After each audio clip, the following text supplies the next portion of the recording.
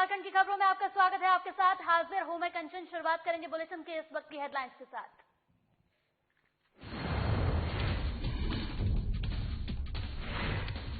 सीतामढ़ी में जर्जर सड़क समस्या से मिलेगी मुक्ति।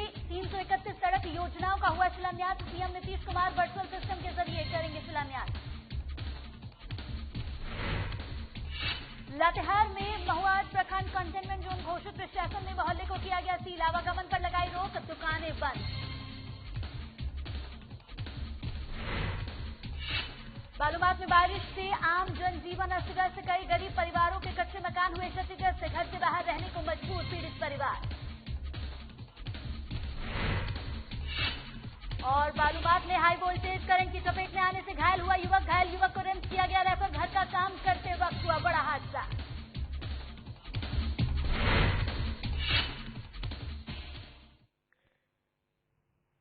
तो बताते चले कि यहां पर प्रधानमंत्री नरेंद्र मोदी ने जिस तरीके से धोनी ने यहां पर संन्यास लिया है, इसे लेकर अपनी बातें रखी हैं। आपको बताते चले कि यहां पर पीएम मोदी ने धोनी को अंतर्राष्ट्रीय क्रिकेट से संन्यास लेने पर एक इमोशनल पत्र लिखा है, जिसमें उन्होंने धोनी की प्रशंसा करते हुए काफी कुछ लिखा है। दरअसल महेंद्र सिंह धोनी ने 15 अगस्त को ही संन्यास की घोषणा की थी।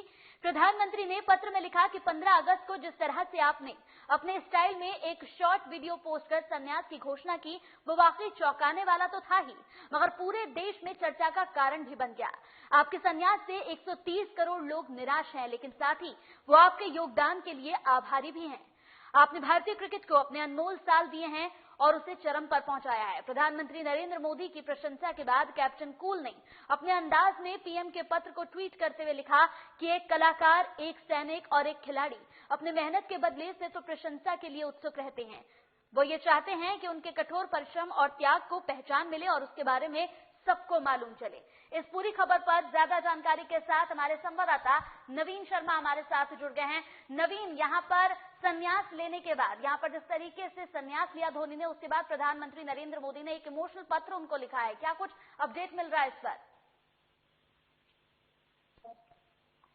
जी, निश्चित तौर पे आज कह सकते हैं कि महेंद्र सिंह धोनी को जिस तरीके से प्रधानमंत्री मोदी ने पत्र लिखा, ये दो तरह की चीजें। एक तो एक खिलाड़ी के लिए बहुत बड़ी बात है। महेंद्र सिंह धोनी ने बाकायदा इस खत को ट्विटर पर ट्वीट करते हुए लिखा कि एक कलाकार, सैनिक या खिलाड़ी के लिए केवल वो प्रशंसा चाहता है, यही चाहता है कि उसकी मेहनत, बलिदान को पहचान मिले, प्रशंसा मिले।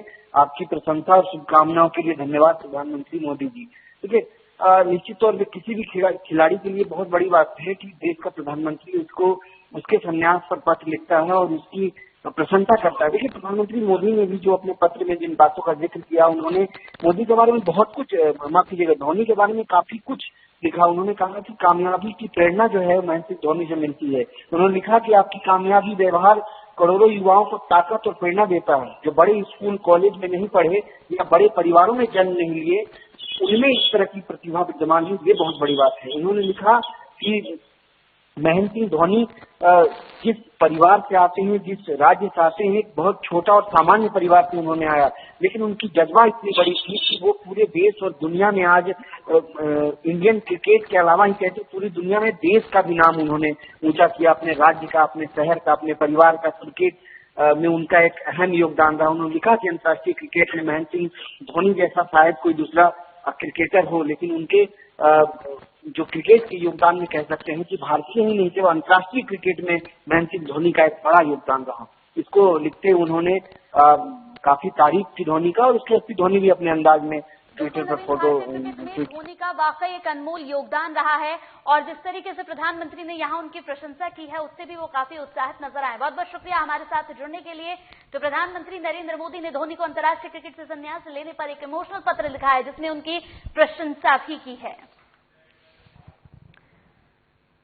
तो सीतामढ़ी जिले के लिए आज का दिन बेहद खास रहा। जर्जर सड़कों से निजात दिलाने के लिए राज्य सरकार ने एक यहां पर 331 सड़क योजनाओं का शिलान्यास किया है। पटना से मुख्यमंत्री नीतीश कुमार ने वर्चुअल सिस्टम के जरिए सभी सड़कों का शिलान्यास किया।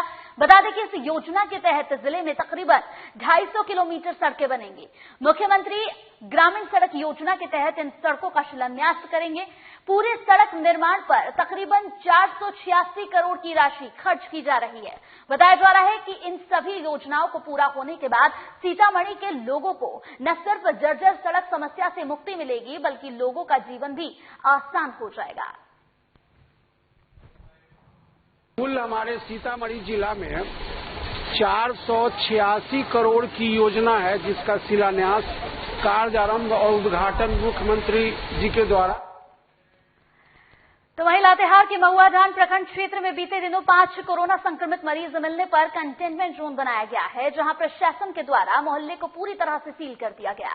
साथ ही 200 मीटर तक कंटेनमेंट जोन की सभी दुकानों को बंद करा दिया गया है।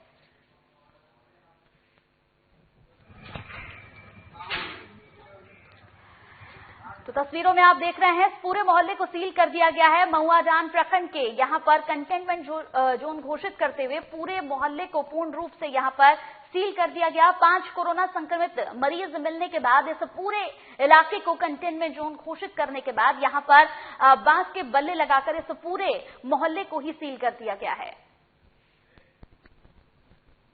तो बालूमाथ पांकी मुख्य मार्ग में बिनिया पुल के पास एक हाईवा सड़क के नीचे उतरकर मिट्टी के दलदल में फंस गया। जानकारी के अनुसार हाईवा कोयला खाली कर बालूमाथ वापस लौट रहा था।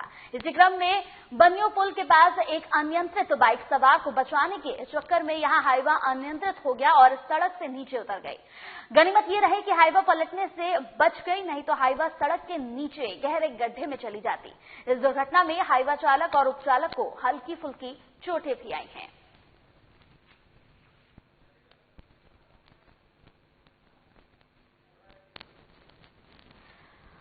तो बालूमाथ पांकी मुख्य मार्ग की यह पूरी खबर है, जहां बनियो पुल के पास एक हाईवा सड़क से नीचे उतरकर मिट्टी के दलदल में फंस गई। तस्वीरें आप देख सकते हैं टीवी स्क्रीन पर। जानकारी के अनुसार आपको बता दें कि हाईवा कोयला खाली करके वापस लौट रही थी और इसी वक्त एक बाइक को बचाने के चक्कर में यह हाईवा नीचे धंस गई।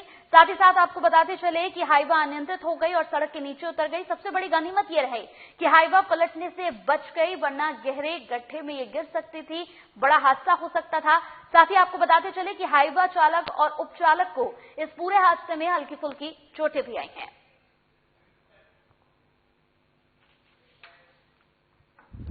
रॉन्ग साइड से बाइक आ रहा था और अपना ट्रक था, उसको बचाने के, बाइक को बचाने के चक्कर में अपन ब्रेक मारे, गाड़ी इधर घुस गया और बाइक वाला भाग गया और गाड़ी हम लोग यहीं पता है, हम लोग रात से यहीं पड़े हैं 5 बजे से। चलिए यहाँ वक्त हो गया एक छोटे से ब्रेक का, जल्द हाजिर होंगे कुछ और खबरों के साथ।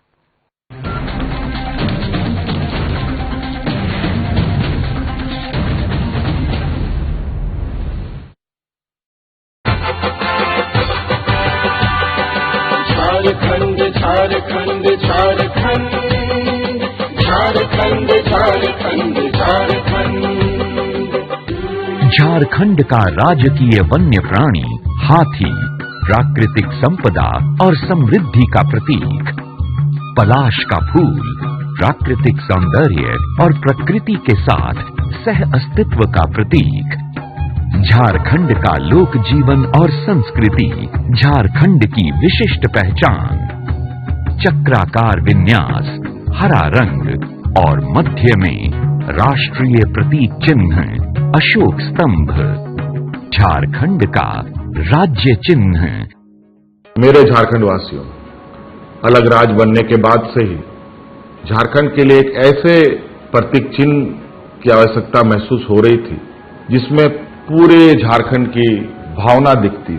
झारखंड सरकार का यह प्रतीक चिन्ह संपूर्ण झारखंड के कोने कोने को प्रतिनिधित्व करता है। झारखंड को मिला आत्मसम्मान का गौरव, प्रकृति के साथ प्रगति के पथ पर झारखंड। एक सर्किट हाउस,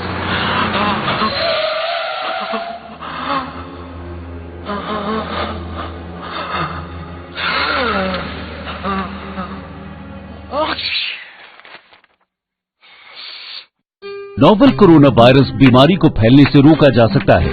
खांसते और छींकते वक्त अपने मुंह पर रुमाल और टिश्यू रखकर इसे फैलने से रोक सकते हैं। अपनी सुरक्षा के लिए हमारी मदद करें। अगर आपको खांसी, बुखार या सांस लेने में तकलीफ हो तो तुरंत नजदीकी स्वास्थ्य केंद्र जाएं या हेल्पलाइन नंबर 911123978046 पर संपर्क करें।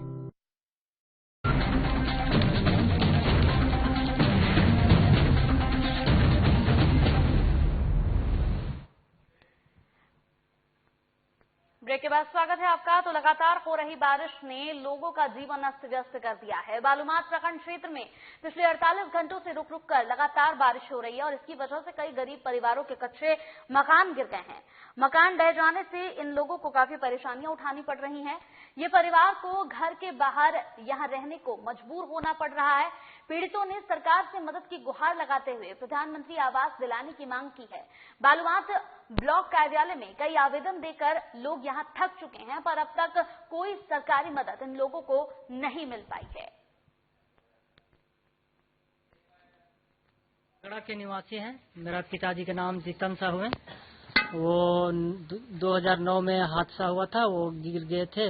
वो विकलांग हैं और मेरा घर मिट्टी का था, वो बारिश के कारण गिर गया है। घर गिर जाने के कारण हम घर से बेघर हो गए हैं और सरकार से रिक्वेस्ट है कि हमको कुछ सहायता चाहिए और इंदिरा आवास चाहिए। इंदिरा आवास के लिए हम फॉर्म अप्लाई कर चुके हैं, लेकिन अभी तक आश्वासन मिला है, लेकिन अभी तक नहीं मिल पाया है। तो बालूमाथ प्रखंड क्षेत्र के हरिजन टोला निवासी 25 साल के युवक की हाई वोल्टेज बिजली के करंट की चपेट में आने से वो घायल हो गया है। परिजनों के सहयोग से युवक को बालूमाथ अस्पताल लाया गया, जहां प्राथमिक इलाज के बाद उसे रिम्स रेफर कर दिया गया। घटना के बारे में जानकारी मिली है कि यहां युवक घर से बाहर गाय को चारा खिलाने के लिए गया हुआ था और इसी वक्त बिजली का 11,000 हाई वोल्टेज तार टूटकर जमीन पर गिर गया, जिसकी चपेट में आ जाने से युवक घायल हो गया।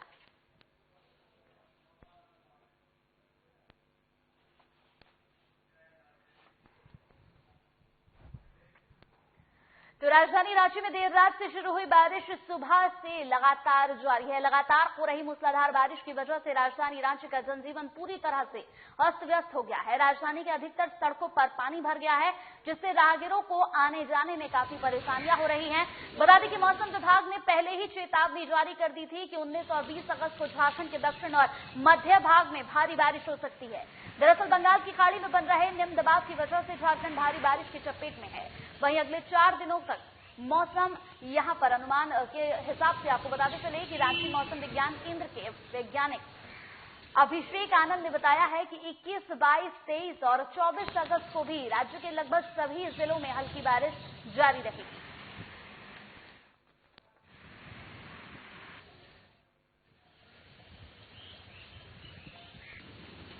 पिछले 24 घंटों में झारखंड के ऊपर मानसून एक्टिविटी नॉर्मल रहा है और लगभग सभी इलाकों में हल्के से मध्यम दर्जे की बारिश रिकॉर्ड की गई है।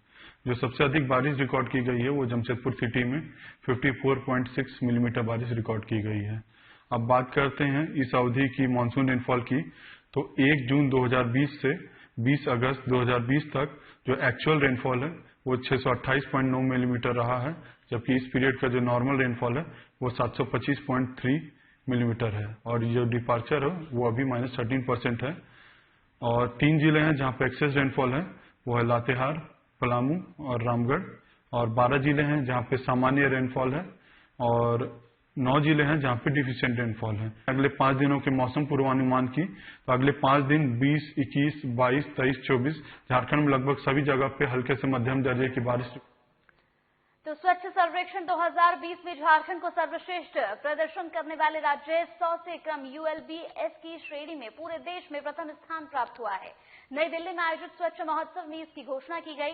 केंद्रीय आवास और शहरी कार्य मंत्री हरदीप सिंह पुरी ने झारखंड को उक्त पुरस्कार से सम्मानित किया। ये 5वां स्वच्छ सर्वेक्षण पुरस्कार समारोह था।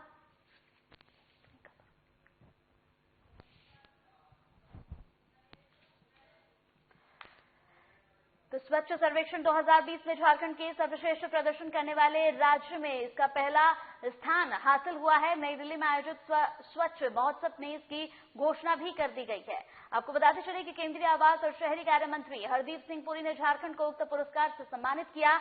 5वां स्वच्छ सर्वेक्षण पुरस्कार समारोह था, जिसमें झारखंड का पहला स्थान आया है।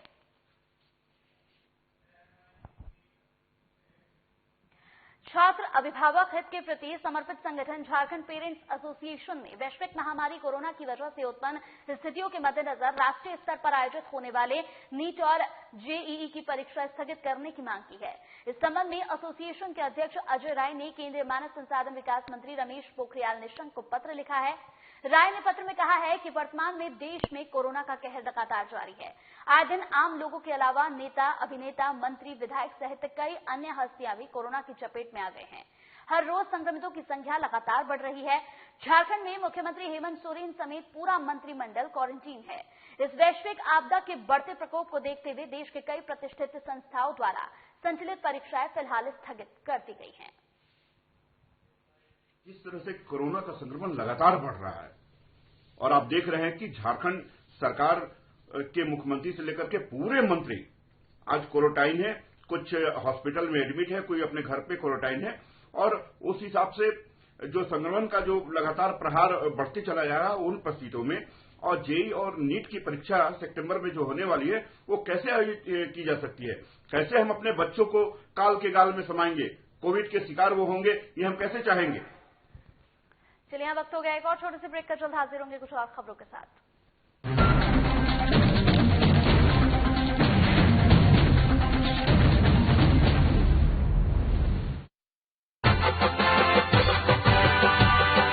झारखंड झारखंड झारखंड झारखंड झारखंड झारखंड झारखंड का राजकीय वन्य प्राणी हाथी प्राकृतिक संपदा और समृद्धि का प्रतीक, पलाश का फूल प्राकृतिक सौंदर्य और प्रकृति के साथ सह अस्तित्व का प्रतीक, झारखंड का लोक जीवन और संस्कृति झारखंड की विशिष्ट पहचान, चक्राकार विन्यास, हरा रंग और मध्य में राष्ट्रीय प्रतीक चिन्ह अशोक स्तंभ, झारखंड का राज्य चिन्ह।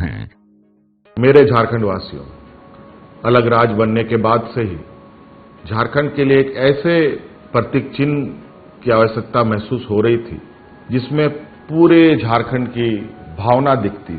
झारखंड सरकार का यह प्रतीक चिन्ह संपूर्ण झारखंड के कोने कोने को प्रतिनिधित्व करता है। झारखंड को मिला आत्मसम्मान का गौरव, प्रकृति के साथ प्रगति के पथ पर झारखंड।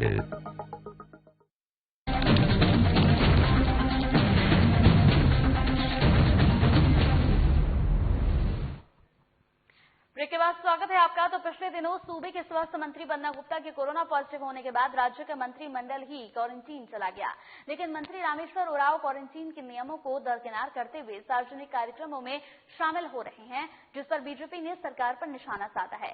इस लिहाज से इस मुद्दे पर अब सियासत भी शुरू हो गई है। देखिए इस पर हमारी खास रिपोर्ट।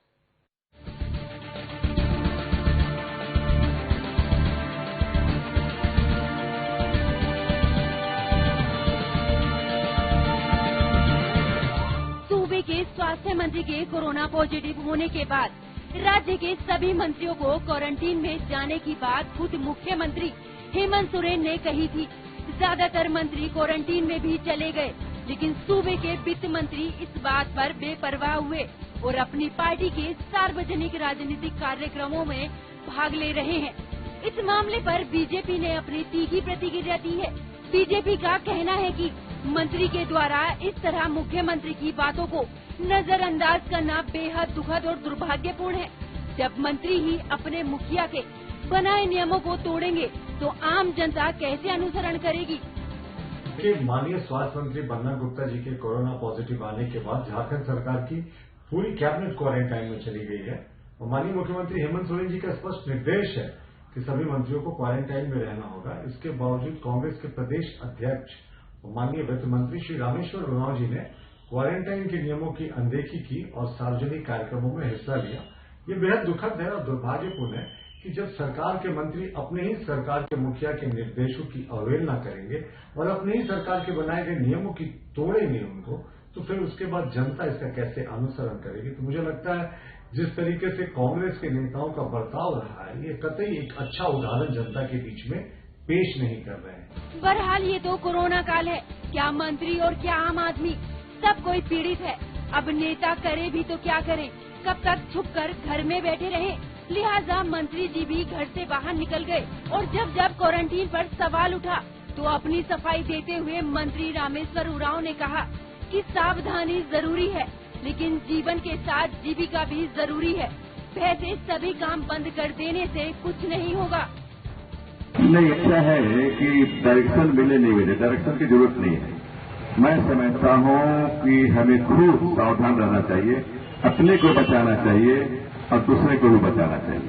मैं इस बात का हूँ, लेकिन दुनिया चलनी भी चाहिए, दुनिया चलनी भी चाहिए। अभी हम सफाई कर्मी भाइयों और बहनों से मिल के आ रहा हूँ, अगर वो कह दें कि हम भी इसी तरह से आइसोलेशन में चले जाएंगे, होम क्वारंटीन हो जाएंगे, तो फिर दुनिया कैसे चलेगी।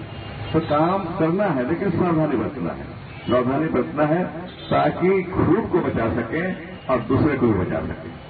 अब मंत्री जी ने तो बोल दिया कि डर से कब तक छुपे, जीविका भी तो जरूरी है। लेकिन सवाल उठता है कि जब कोरोना संक्रमित व्यक्ति के संपर्क में आने से कोरोना फैलता है तो आप कैसे लापरवाही बरत सकते हैं।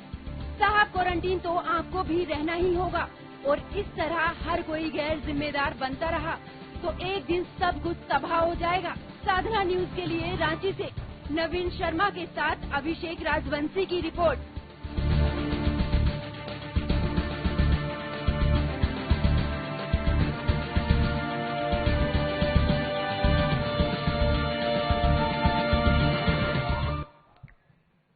तो गिरिडीह जिले के बनियाडीह उप डाकघर में डाक कर्मियों की मनमानी से उपभोक्ता परेशान है। अपने जरूरी काम से ग्राहक पिछले 1 महीने से डाकघर के चक्कर लगा रहे हैं, इसके बाद भी उनकी समस्या का हल नहीं हो पा रहा है। इधर ग्राहकों का कहना है कि बनियाडीह उप डाकघर से ना तो पैसे की निकासी हो रही है और ना ही पैसे जमा हो रहे हैं। उप डाकपाल का कहना है कि नेट नहीं रहने की वजह से सर्वर डाउन रहता है। सर्वर की परेशानी दूर होते ही सुविधा बहाल कर दी जाएगी। परेशानी की आर्थिक जमा नहीं हो रहा। कितने दिन से? 1 महीना से घूम रहे हैं, ना हो रहा, ना निकासी हो रहा है, ना जमा हो रहा है। क्या बोला जाता है? बोला कि ये नहीं होगा। हम बोले कब तक होगा, तो बोला नहीं बता सकते हैं कब तक होगा, नहीं है। तो बुधवार को आधी रात के बाद से रांची समेत पूरे राज्य में एक बार फिर से मानसून सक्रिय हो गया है। गुरुवार सुबह से ही पूरे राज्य में जगह जगह लगातार बारिश हो रही है। रांची, धनबाद और कई इलाकों में झमाझम बारिश से जनजीवन पूरी तरह से अस्त व्यस्त हो गया है। रांची समेत आसपास के इलाकों में लगातार बारिश से आम लोगों के रोजमर्रा के काम के लिए उन्हें काफी दिक्कतों का सामना करना पड़ रहा है और इसके साथ ही तेज हवा और बारिश से शहर में बिजली व्यवस्था भी पूरी तरह से ठप हो गई है। मौसम विभाग की ओर से बताया गया है कि अगले 2 दिनों तक बारिश लगातार होती रहेगी। इस बारिश की वजह से राजधानी रांची के यहां पर व्यवसाय पर भी खासा असर पड़ता नजर आ रहा है।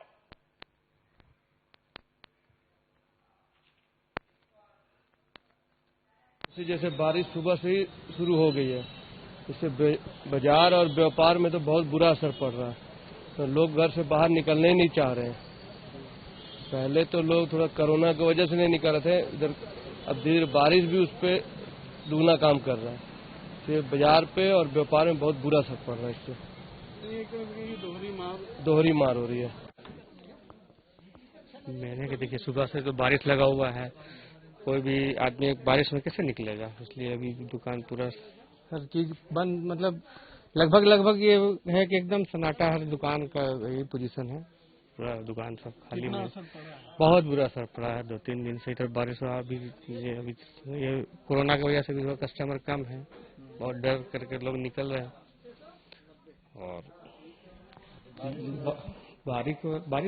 बारिश भी परवाह। तो सांसद डॉक्टर निशिकांत दुबे की अध्यक्षता में ऑनलाइन बैठक की गई, जिसमें रोड, रेलवे, कोविड-19, बाबा मंदिर, यहां पर पीएम आवास योजना आपूर्ति सहित अन्य विकास योजनाओं पर चर्चा की गई। बैठक के बाद उपायुक्त कमलेश्वर प्रसाद सिंह ने बताया कि बैठक काफी सकारात्मक रही और सांसद ने कई जरूरी दिशा निर्देश भी दिए। सांसद डॉक्टर निशिकांत दुबे देवघर का विकास चाहते हैं, कामों में जहां तहां लापरवाही की गई तो उन पर कार्रवाई की जाएगी, ये भी कहते हुए नजर आए। पिछली जब बैठक हुई थी, उस बैठक में जितने भी प्रोसीडिंग्स बने थे, जिन बातों पर निर्णय लिया गया था, उसकी पहले चर्चा की गई। उस निर्णय का अनुपालन क्या हुआ, पिछले बैठक में जो डिफरेंट बातें आई थी उसके अनुपालन पर चर्चा हुई, जिसमें रोड से लेकर रेलवे तक और काफी विस्तार से माननीय सांसद श्री निशिकांत दुबे ने इस पर चर्चा की और दिशा निर्देश। तो चतरा के हंटरगंज थाना क्षेत्र के कोबना गांव में स्वतंत्रता दिवस के दिन मोबाइल चोरी के आरोप में एक नाबालिग बच्चे समेत 2 लोगों की बेरहमी से पिटाई का वीडियो सोशल मीडिया पर काफी ज्यादा वायरल हुआ। वायरल वीडियो के मुताबिक भीड़ ने पहले दोनों को रस्सी से बांध दिया, उसके बाद सड़क पर घसीटते हुए दोनों की बेरहमी से डंडे से पिटाई की गई। इस वीडियो के वायरल होने के बाद चतरा पुलिस हरकत में आ गई। इस पर ऋषभ झा ने एसडीपीओ और यहां हंटरगंज थाना प्रभारी को मामले में प्राथमिकता दर्ज करते हुए दोषियों के खिलाफ सख्त से सख्त कार्रवाई करने के निर्देश दे दिए हैं। बताया जा रहा है कि वायरल वीडियो में जिस शख्स द्वारा बच्चे और अन्य युवकों की बेरहमी से पिटाई की जा रही है, उस शख्स का नाम सुशील सिंह है और वो सरकारी स्कूल के शिक्षक हैं, जबकि दूसरा कोबना पंचायत के मुखिया सरिता देवी के पति संजय दागी है। हालांकि वीडियो वायरल होने के बाद जहां पुलिस आरोपियों की धरपकड़ में जुटी है, वहीं सभी आरोपी कार्रवाई के डर से फरार बताए जा रहे हैं।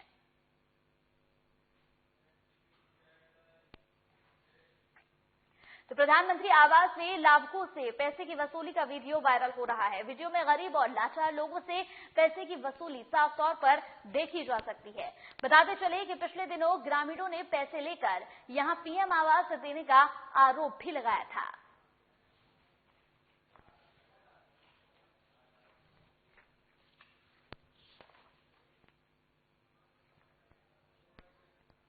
हम लोग जो गरीब आदमी है, जिसका आवास का हर्ता जो रखता है प्रधानमंत्री आवास का, उसी को आवास दिए हैं। और किसी से ना पैसा लिए, ना पैसा का कोई बात है, ना हम किसी से मांगे हैं, ना किसी से लिए हैं। जो भी रिकॉर्ड हम लोग लिए थे, मुखिया, पंचायत समिति, वार्ड, ग्रामीण का बीच ग्राम सभा करके वार्ड सबसे लिए थे। वीडियो है बोला के बोल हाँ हो तो के बोल जैसे वीडियो है ना, तेरा पंचायत के बोल वही मुखिया भेगलो 2500 भेलो तो भट्टाचार 2000 यहाँ तो है मैंने 1000 से कम नहीं भट्टाचार में। हाँ तब तो 3000 गए, तब तो 2000